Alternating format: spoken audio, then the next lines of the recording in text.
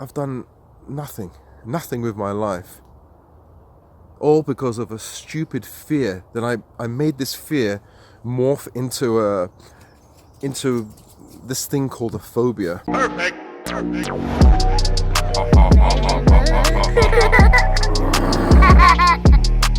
gonna kill you.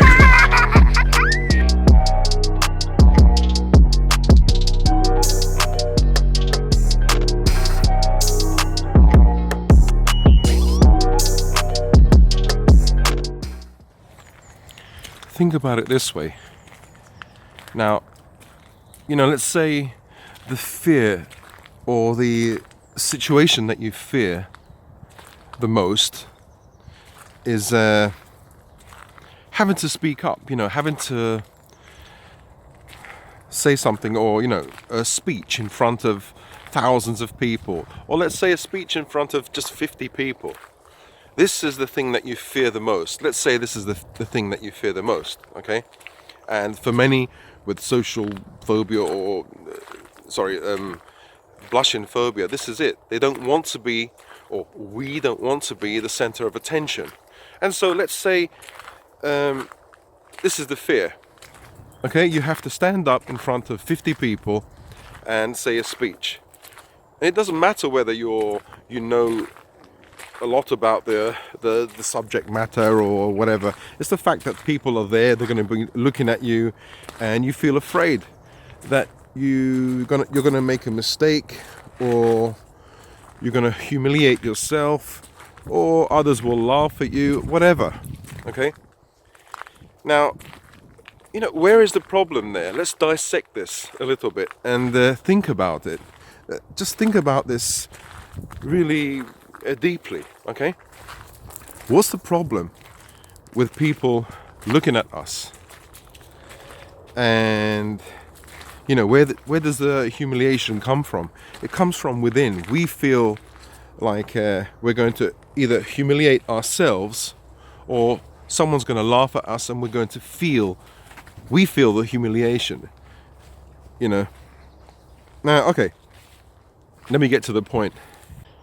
Now, you're probably thinking, yeah, okay, tell me something that I don't know. Okay, I will now. Just think about this. As I said, let's think about this more deeply.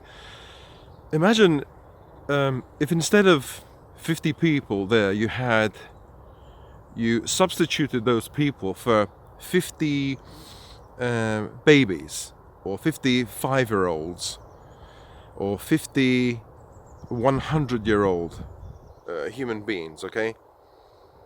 It changes the fear, doesn't it? It changes the fear, because the fear is this. It's the fear of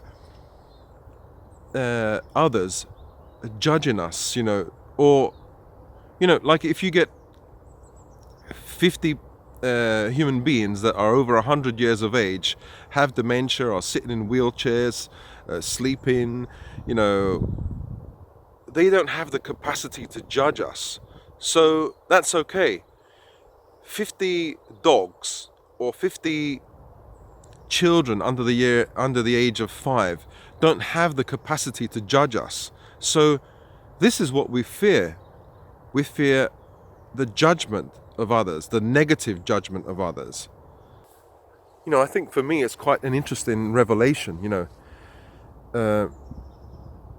because I was thinking once, what if, I was thinking about, saying a speech in front, public speaking, and I was thinking, what is it about people that I fear?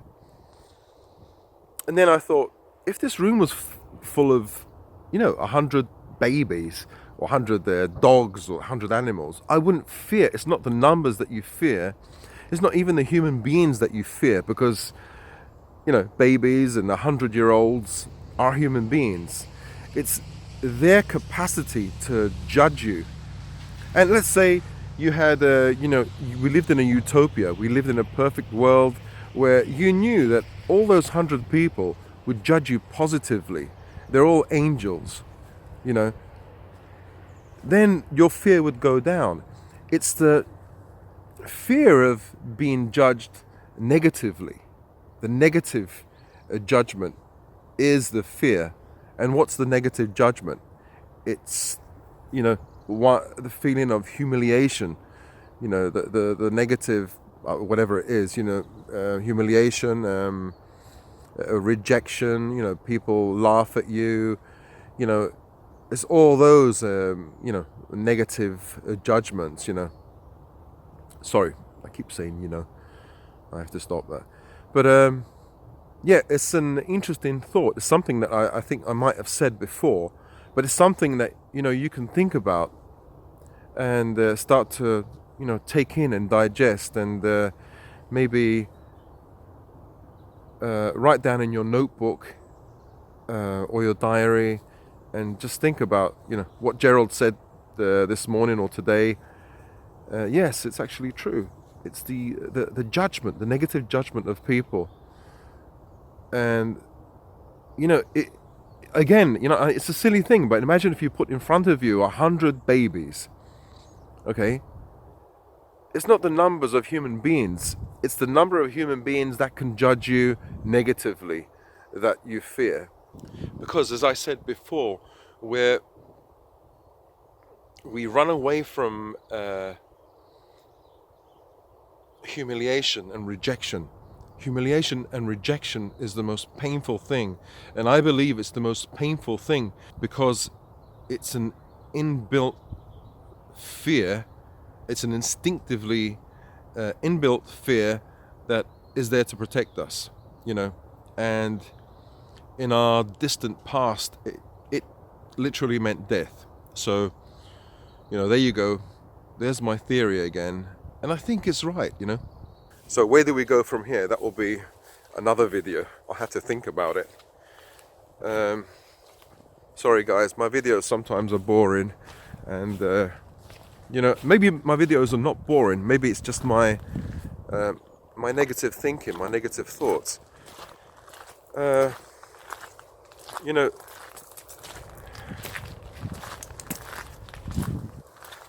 don't know what to say actually.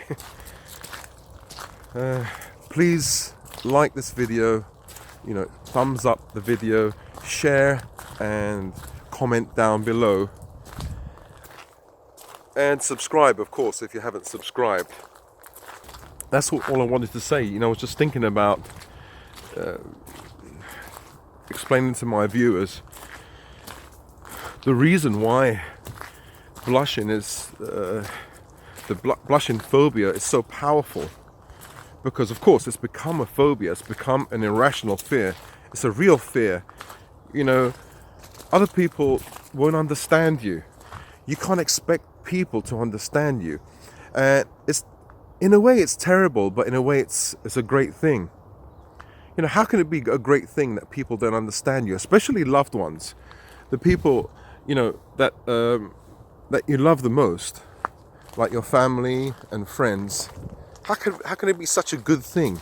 Well, this is the reason why, again, my theory or my way of thinking. People can't understand you. They can't understand you unless, you have psychotherapists, psychiatrists, they can empathize, they can, they can try to understand, but they're never in your shoes. They never truly understand unless they have this phobia, they have this fear. They're never in your shoes, So, sometimes I used to think, I wish my parents understood me. I wish my family understand. But they never will understand. And that's a good thing, because I would never want them to have what I have, to go through what I've gone through. The social phobia, or not social phobia, blushing phobia, has screwed my life. I'm 52 years of age. I haven't worked for 30 years. I haven't accomplished the goals that I wanted to accomplish. I wanted to be a martial artist. I wanted to be a teacher. I've done nothing with my life.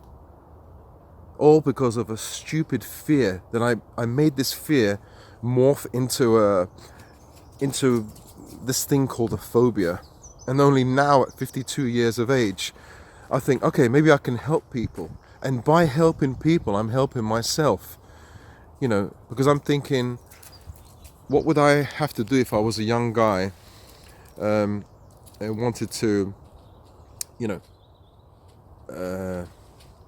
cure myself or heal myself of this phobia? By thinking about others. Now I'm starting to think about myself. So, anyway, I'll see you guys another day.